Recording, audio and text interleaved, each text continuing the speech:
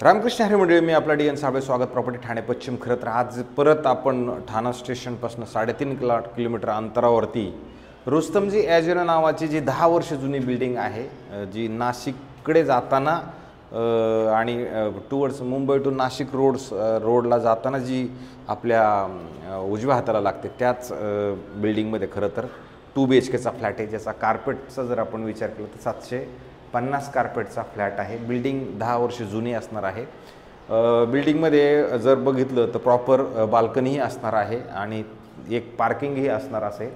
आणि बिल्डिंग तशी बघितली तर ग्राउंड प्लस तशी उंच बिल्डिंग आहे, पण आपला पण फ्लॅट काही कमी खालच्या नाही, हायर फ्लोअरलाच एक 2 BHKचा फ्लॅट आहे, ज्याच्यात तुम्ही बघू शकता अशा पद्धतीची सुंदर आणि चांगली एक बाल्कनी आहे, ज्याच्यात आत्ता सध्या आपण साधारणतः 1 वाजता आलो तर हे एकचं ऊन तुम्हाला ह्या बाल्कनीमध्ये आलेलं आहे.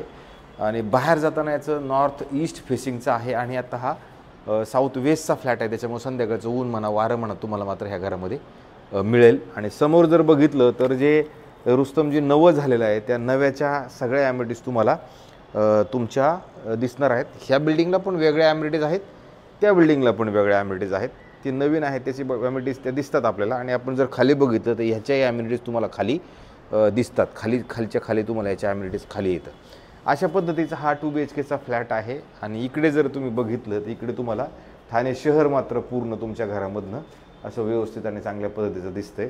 जर ह्या साईडला आपण बघितलं तर अशा पद्धतीचा हा फ्लॅट आहे. आणि जर इकडनं जर बघितलं तर इकडनं तुम्ही ज्यावेळेला घराच्या बाहेर जाणार आहात त्यावेळेला तुम्हाला नॉर्थ ईस्ट फेसिंग मात्र नक्की मिळेल.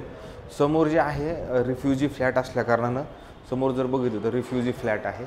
आणि ह्या फ्लोअरवरती तसे मग 3च फ्लॅट आहेत, एक हा आणि हा, असे टोटल तुम्हाला 3च फ्लोअर ह्या फ्लॅटवरती असतील. आणि जर लिफ्टचा विचार केला तर 1, 2 असे 2च लिफ्ट असणारा हा फ्लॅट असेल. आता हा फ्लॅट आपला चालू होतो ज्यावेळेला आपण फ्लॅटच्या आतमध्ये जाणार आहोत त्यावेळेला तुम्हाला असा मोठा प्रशस्त आणि चांगल्या पद्धतीचा हॉल मिळतो.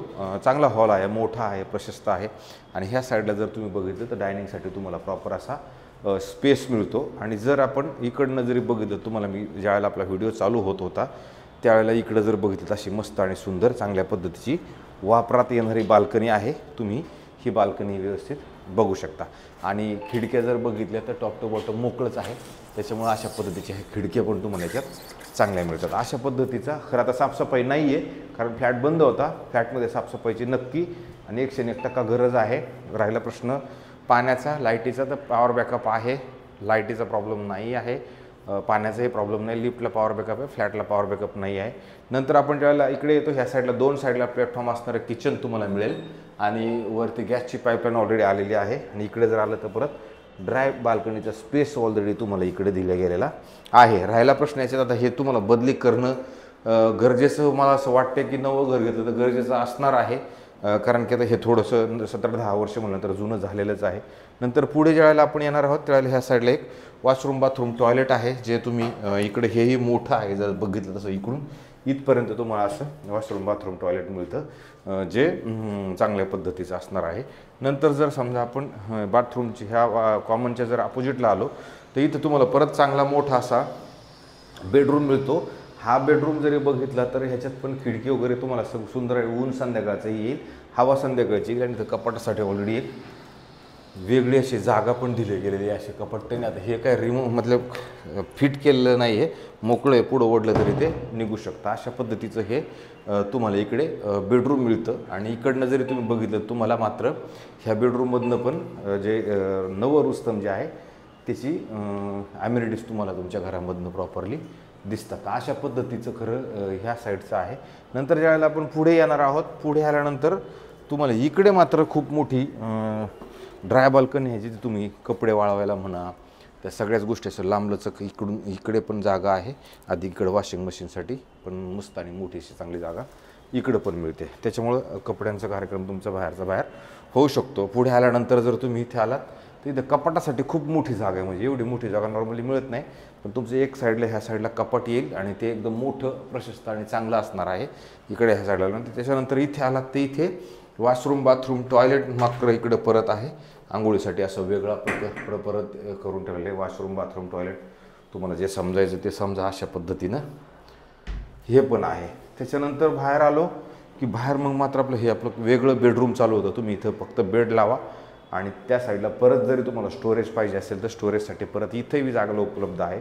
पण फक्त बेडरूमभर जरी करायचं असलं तर तेवढं पण व्यवस्थित नीटनेटकं चांगलं पद्धतशीर होऊ शकतं.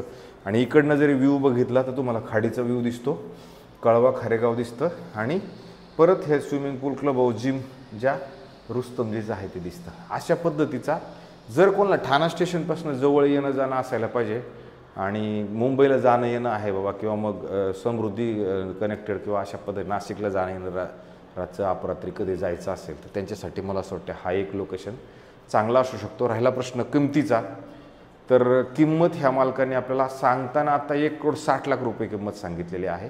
बिल्डिंगला OC, CC, सोसायटी त्या सगळ्या गोष्टी झालेल्या. त्याच्यामुळे कोणत्या बँकेकडनं जरी आपण अप्रोच लावला तर आपल्याला लोन बिन ते सगळं मिळणार आहे. त्याच्याबद्दल निश्चिंत राहावं. राहिला रेटचा प्रश्न, तर ते बघितल्यानंतर फ्लॅट आवडल्यानंतर जर पुढे कार्यक्रम करायचा जर ठरला तर मग ते करता येईल, निगोशिएशन वगैरे सगळा पार्ट. पण तात्पुरतं तर हा सगळ्या अशा पद्धतीचा आहे. फ्लॅट काय आपला नाही आहे, त्याच्यामुळं रेट्स खालीवर प्रत्येक मालकाचे वेगळे असू शकतात. समजायचा प्रयत्न सगळ्यांना असतो, पण तेवढ्यातनं एखादा माणूस ऐकतो, एखादा माणूस ऐकत नाही. 100मध्ये 90 लोक ऐकतात, 10 लोकांचं वेगळाच तांडा असतो. त्याच्यामुळे त्याला कधी डोकं देण्यात मग कधी असं वाटतं नकोच लय असतं बोलायला. तर अशा पद्धतीचे वेगळे आणि रोज घरं दाखवण्याचा आपला कार्यक्रम आहे. कार्यक्रम आपण बघत राहावं आणि जास्तीत जास्त लोकांनी तेवढं सबस्क्रायबर्स करावं, जेणेकरून हे कपड्याचे पैसे जे गेलेत ते जरा थोडे येतील तरी.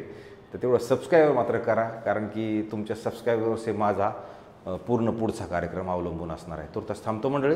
रामकृष्ण हरी.